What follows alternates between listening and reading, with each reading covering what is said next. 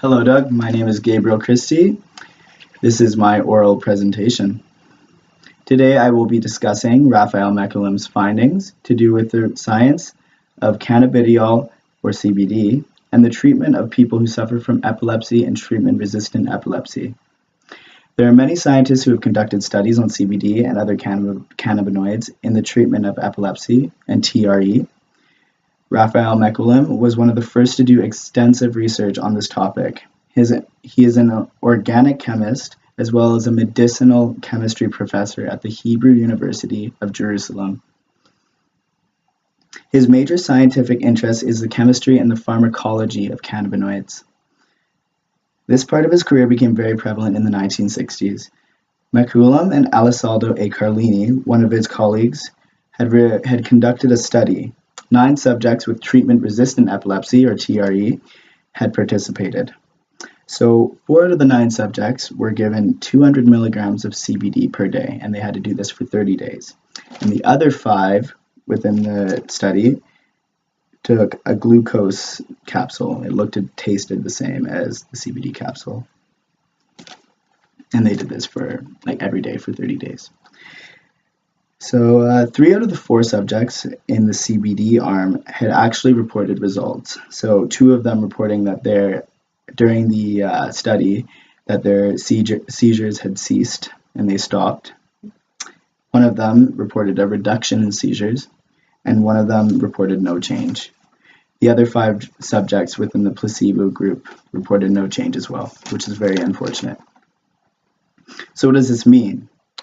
First, I'll start by shedding some light on the science. We all have a special physiological regulatory system called the endocannabinoid system. Believe it or not, this is not a system built for marijuana and its cannabinoids. We all, in fact, produce our own cannabinoids. These are called endogenous cannabinoids, or endocannabinoids. 2 of these include anandamide and 2-arachidinyl glycerol. They stimulate our cannabinoid receptors, or CB1 receptors. We also have CB2 receptors, but we're going to leave that out. Through a process called retrograde signaling, this happens. These receptors can be found almost anywhere in the body, predominantly within the brain, adipocytes, liver, enteric system, and musculoskeletal system. Stimulation occurs naturally when an action potential reaches the axon terminal. This stimulates the release of glutamate from the presynaptic membrane. And then it travels across the synaptic cleft to the postsynaptic membrane. Then they bind to glutamate receptors, and this triggers an increase in calcium ions within the postsynaptic membrane. This increase of calcium ions triggers the synthesis of endocannabinoids from the postsynaptic membrane. So this is known as retrograde signaling, when the endocannabinoids produced from the postsynaptic membrane then travel across to the presynaptic membrane and bind to CB1 receptors. Once binded to CB1 receptors, G proteins are then activated, and then that regulates ion flow. The result? The suppression of neurotransmitter release from the presynaptic membrane. And what we're seeing with our patients with epilepsy is a rapid firing of synapses within any given cerebral lobe. This can be due to the neurotransmitters within the synaptic cleft not being properly reuptaken, or the neurotransmitters are being released on too grand of scale from the presynaptic membrane.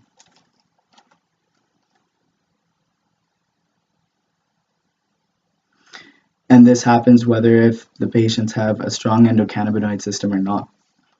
So what we can observe from this is that in some cases we can supplement our endocannabinoid systems with cannabinoids found in marijuana, such as CBD.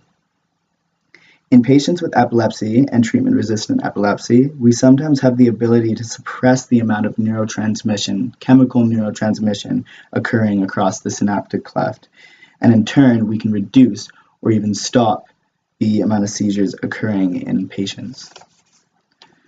So what does this mean for the future? We now know that cannabinoids have huge neurological effects. This doesn't just end at the treatment of epilepsy. Stimulation of the endocannabinoid system by CBD has been observed to have a range of positive regulatory effects. This includes increased effectiveness of insulin in patients with diabetes, anti-inflammatory properties, suppression of excessive chemical neurotransmission, and many more. We must remember that cannabinoids are not a cure for epilepsy and treatment-resistant epilepsy, but rather a treatment.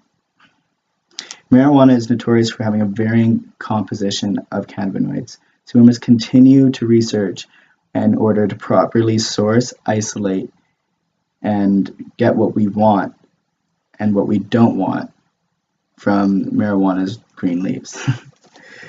Dosage is just as important, as it has been observed in mice that too little or too much CBD and you could lose the results that you want. So they found that the mice lost the anti-inflammatory response when there was too much CBD, and same if there was too little. What does this mean for people in our field? Well, high intensity performers are able to, like the ones that are able to get the anti-inflammatory response from CBD, they can get right back out and perform at high intensity when they supplement with the CBD. Back to epilepsy. Epilepsy affects millions of people across the world, and it usually starts at a young age when people are children. A lot of people suffer from a developmental delay when they have epilepsy and when they're having dozens of epileptic episodes a day. So if we are able to suppress the amount of seizures or stop the amount of seizures that these children are having at a very young age, we are able to get them more out there and doing activities and sports without fear of them having seizures and the potential consequences of that. We are able to get them physically literate. This is why we must carry the torch for Raphael Mechoulam and continue researching cannabinoids and their effects on the endocannabinoid system. That's all he wrote. Thank you, Doug. Have a good day.